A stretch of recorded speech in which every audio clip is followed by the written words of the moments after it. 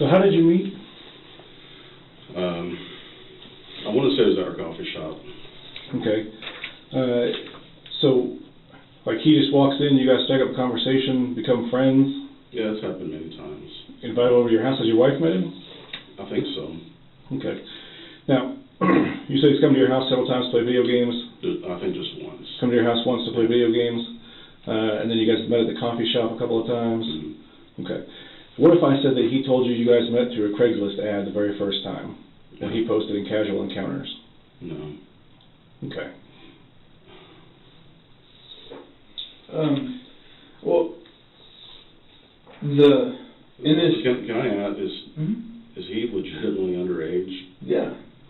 And he was the first time that you met him, and I said... 16. I asked him, I said, hey, does he know how old you were? And he said, yeah, he knows, because we had a discussion about it, and at first he was uncomfortable with it, but then he finally got over it. In this conversation, it says, she needs me to go to the store for her. My 3-year-old is sick. That's one of the things I've been dealing with tonight. We're not going to have enough time. Can we get together tomorrow, after 1? I'll get a hotel room or something if that would make it easier. It goes on talking about the coffee shop, my coffee shop. I'll be alone in about 10 minutes at my coffee shop. He says, can I help you with anything for spring break? Again, you said just customers, but I'll leave in here close to 8. Okay. I'll be your slave. That sounds nice. I mean, we go on and on and on. And how old is your youngest child?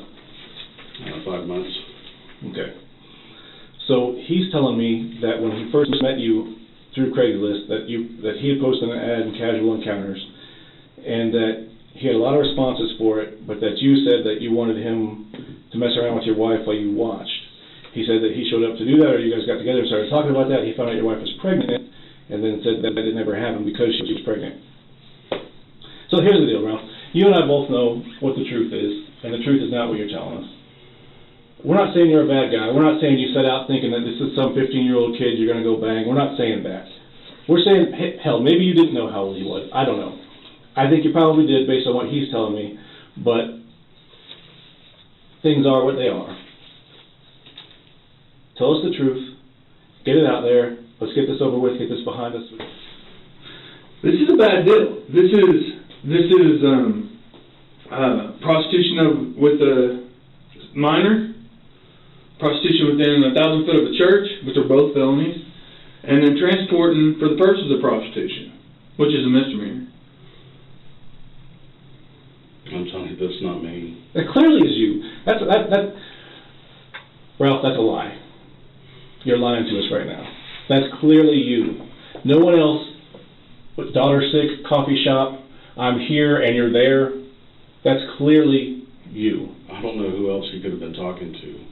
I agree with you. Nobody that has a coffee shop and has a sick kid, and all this stuff. And showed up. It's you. And here's the deal. He says it's you that he's talking to. You show up with condoms. He shows up with lotion. I mean, that's not true at all. Yeah, there was condoms in your bag. The cop saw them.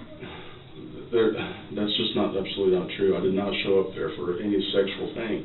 Well, then there's also weed that was in a green plastic container, marijuana that was in a green plastic container with labels from Colorado. That was in the room. Did you ever touch that bottle? No. So there's no way your fingerprints will be on it? No.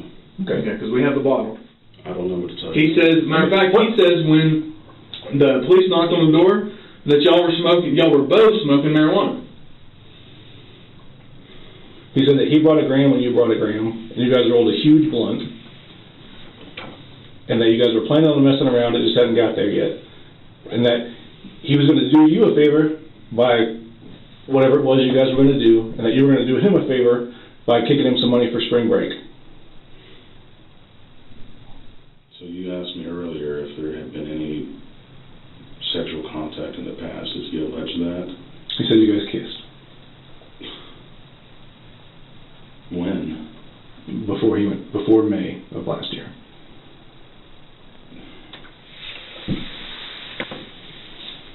I mean, that's nothing, but still, that's never happened either. Just like Jamie Tilley's not you. Just like it's somebody else with kids and daughters in a coffee shop. Somebody else who's there.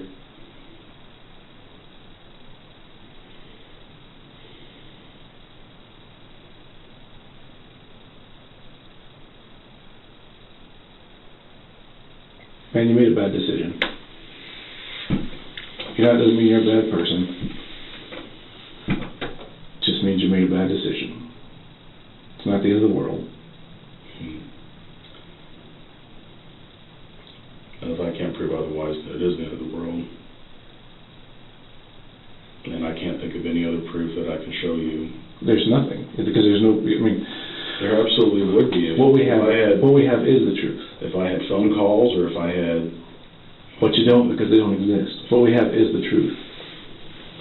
You know it. You know that's I never why would have thought to have to record a phone call or anything with a guy. I mean, It was recorded. That's what we've got pictures of. The conversation was recorded.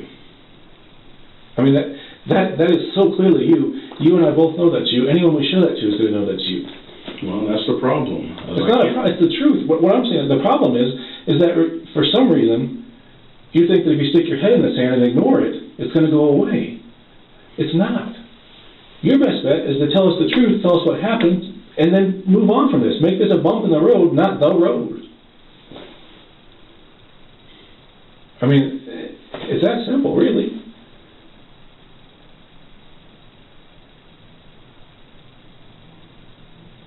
This is not a defining moment. This is just a moment. No, this is you've had other things happen in your life that were awful at the time, and then now that you look back at them, they're still awful, but they didn't change who you were. It's a bump.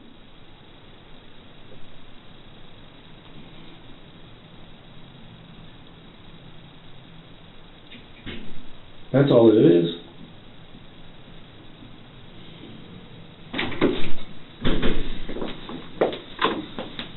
It doesn't change the fact that you're a good person, or that you care about your family. None of that changes.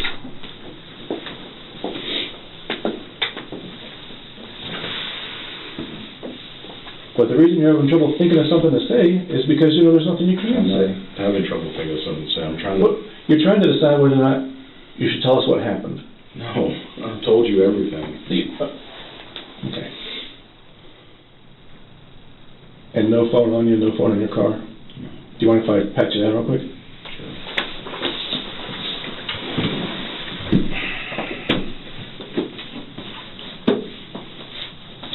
Okay.